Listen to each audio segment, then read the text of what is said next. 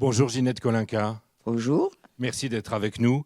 Ce 27 janvier, le monde se souvient, il y a 80 ans, le camp d'extermination nazi d'Auschwitz-Birkenau était libéré. 80 ans après ce 27 janvier 1945, est-ce qu'il vous arrive d'avoir peur que la mémoire de cette histoire s'efface ? Non, je n'ai pas peur que la mémoire s'efface parce que déjà, elle s'est effacée pour beaucoup de monde. Interrogez n'importe quelle personne dans la rue, demandez-lui qu'est-ce que ça vous rappelle le 27 janvier. C'est oublié ? Exactement. Il y a une catégorie de personnes qui n'oubliera jamais, c'est les personnes juives, les personnes qui ont subi le joug des... c'est même pas les personnes, parce que c'est leur famille peut-être, mais c'est tout. Hein. Parlons de votre histoire, Ginette Kolinka. Vous êtes arrivée à Birkenau avec votre père, votre petit frère et votre neveu. C'était le 16 avril 1944. Quelles images vous reviennent quand vous pensez à cette journée ?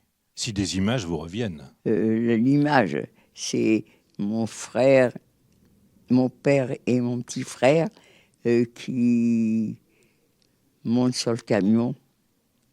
Et c'est moi qui leur ai fait... Mais de toute façon, c'est un remords que j'ai tort de dire que c'est un remords parce que de toute façon, les nazis avaient des quotas, c'était moins de 15 ans, on ne peut pas travailler, plus de 45 ans, on ne peut pas travailler pour les femmes, les hommes étaient 50 ans. Alors que mon père avait 61 ans, mon petit frère avait 12 ans, donc l'un et l'autre étaient bons pour aller sur les camions, et sur les camions, c'était C'était la mort. l'assassinat. C'était Non, plus que la mort, l'assassinat. l'assassinat au bout de ce chemin-là. Voilà.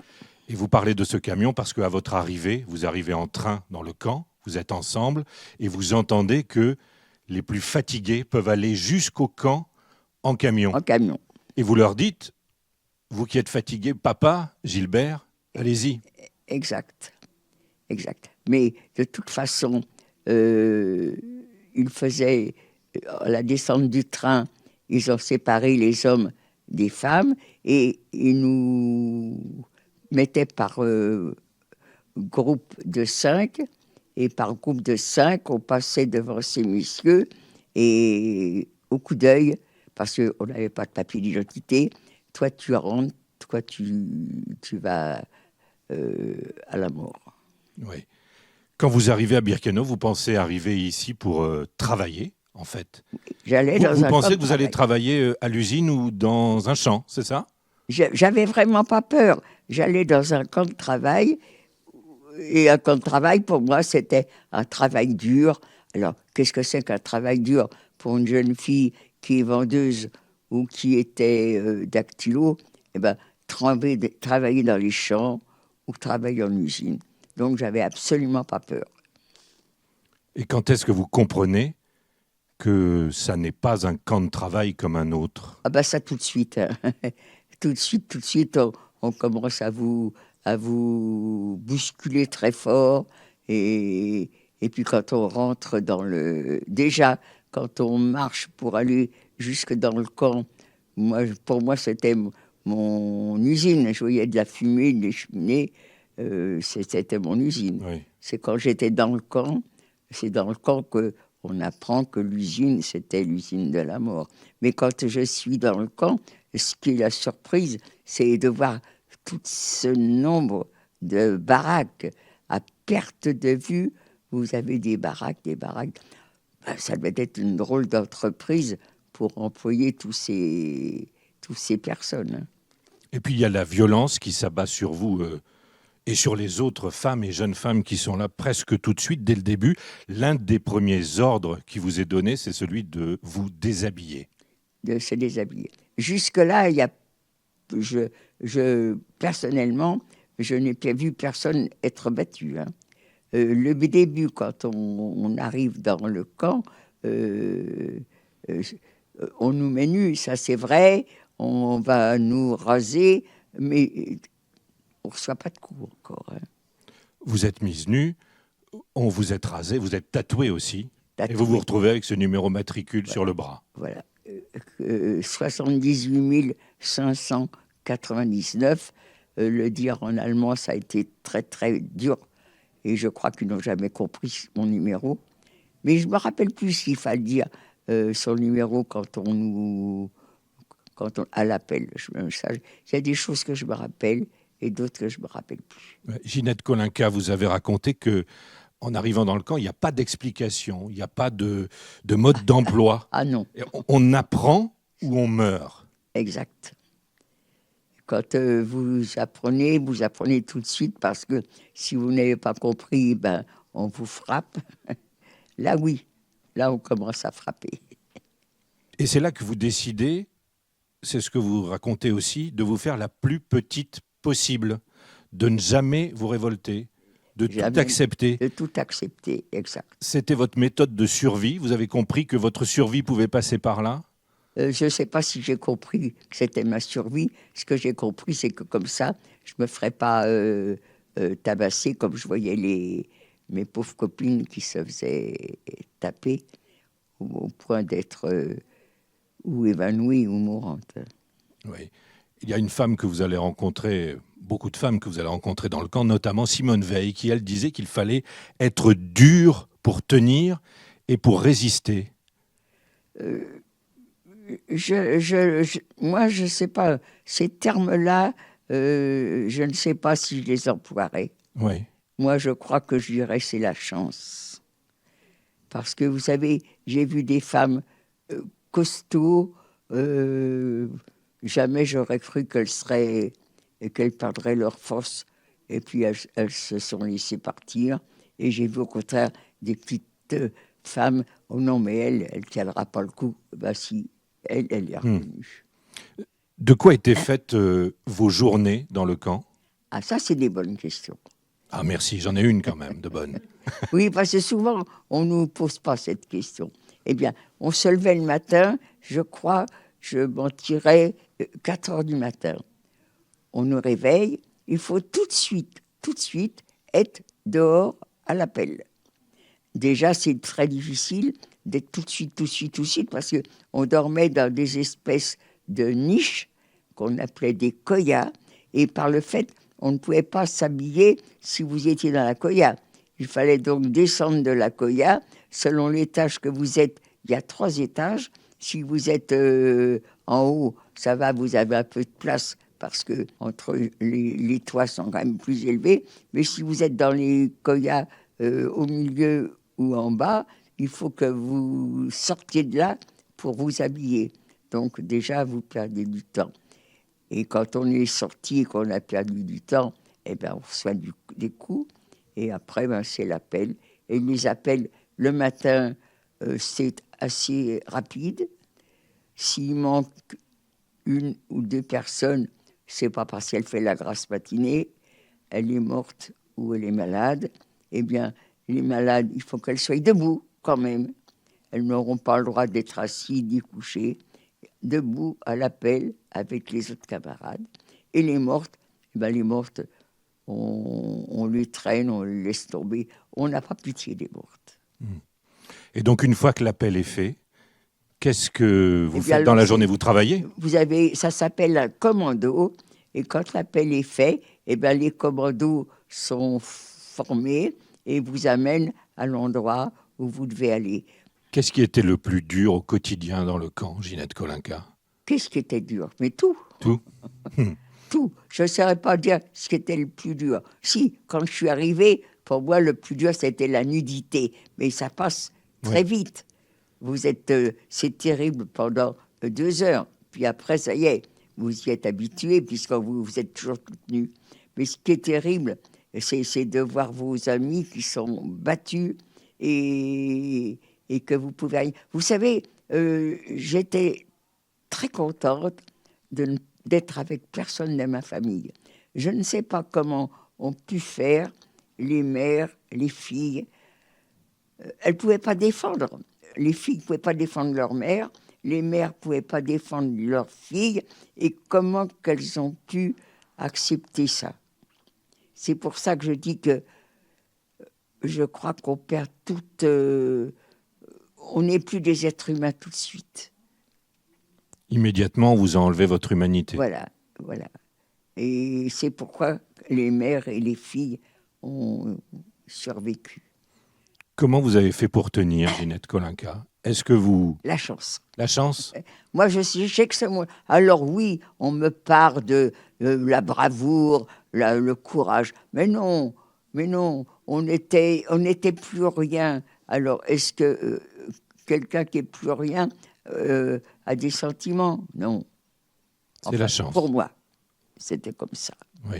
Vous considérez que vous avez eu de la chance? Voilà. À moi, c'est le seul mot que je peux dire, la chance.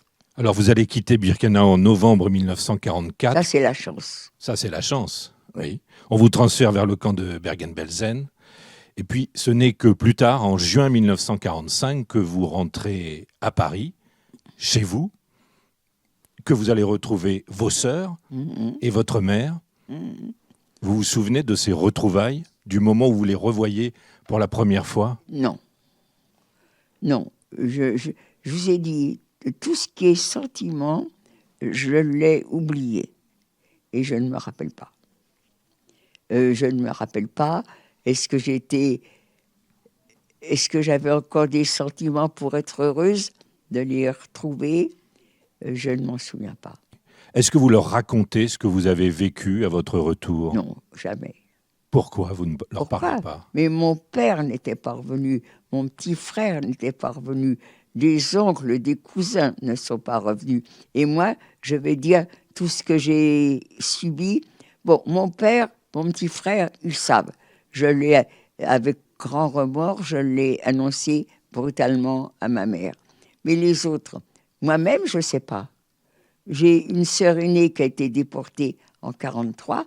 Je n'ai jamais vu quelqu'un qui a pu me dire « Ah ben oui, elle était avec moi ».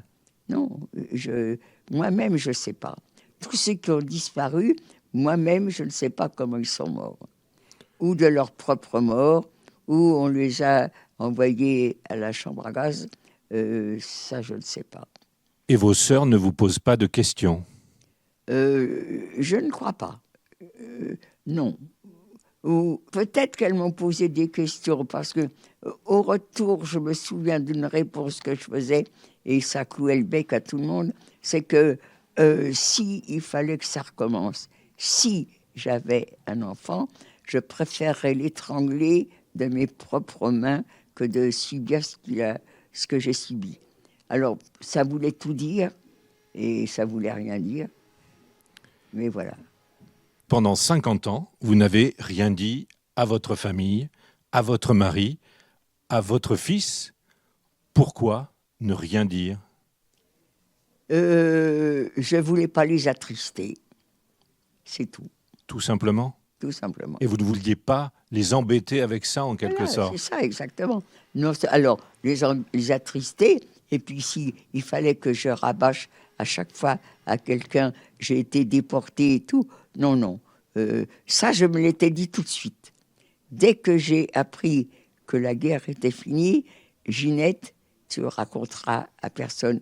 Et j'aurais voulu enlever mon numéro à ce moment-là, parce que c'était la preuve que j'avais été déportée et que je voulais garder aucune preuve qui me reste effacée de cette période-là de ma mémoire. Aujourd'hui, vous rencontrez régulièrement des élèves. Au moment où on se rencontre, vous et moi, vous venez de rencontrer pendant 2 heures des lycéens.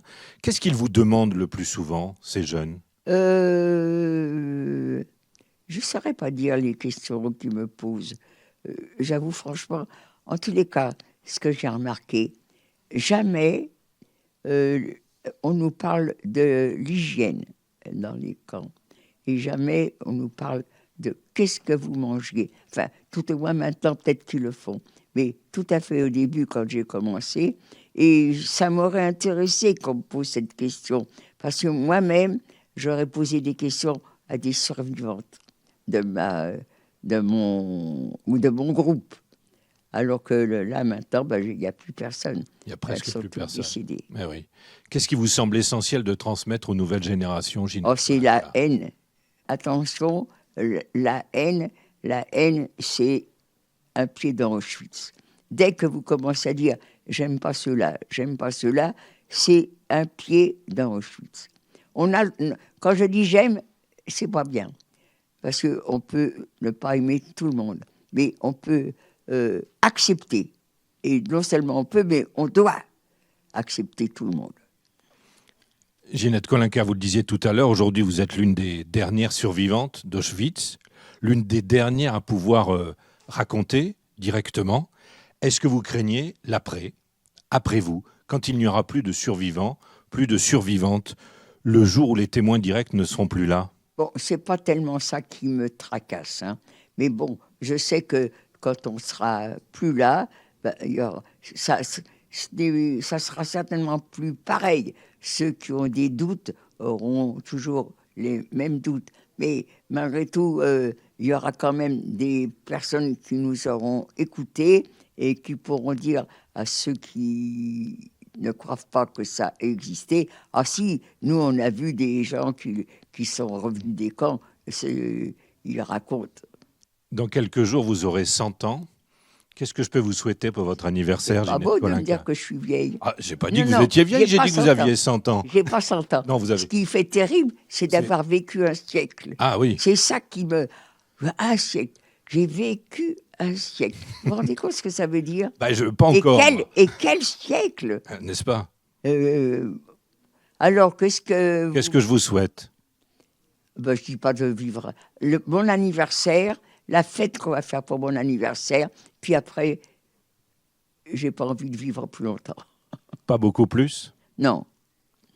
Merci de votre sourire et de nous avoir raconté tout ça sans jamais pleurer, en fermant les yeux souvent. Vous ne pleurez plus, Ginette Kolinka? Vous savez que c'est triste, ça. De ne plus pleurer, de ne plus savoir s'apitoyer, ça veut dire de ne plus avoir de sentiments. Mais c'est ça. Il y a encore des sentiments, Ginette Kolinka, quand même. Non. Si. Non, j'en ai plus. Je ne sais plus ce que c'est que m'apitoyer. Je ne sais plus ce que c'est. Si, rire, m'amuser, d'accord. Mais sinon, m'apitoyer, pleurer sur les gens, non. Merci, Ginette Kolinka. Il n'y a pas de quoi. Je vous embrasse. Merci. Vous avez le droit. Bon, à bientôt. Alors, je viens.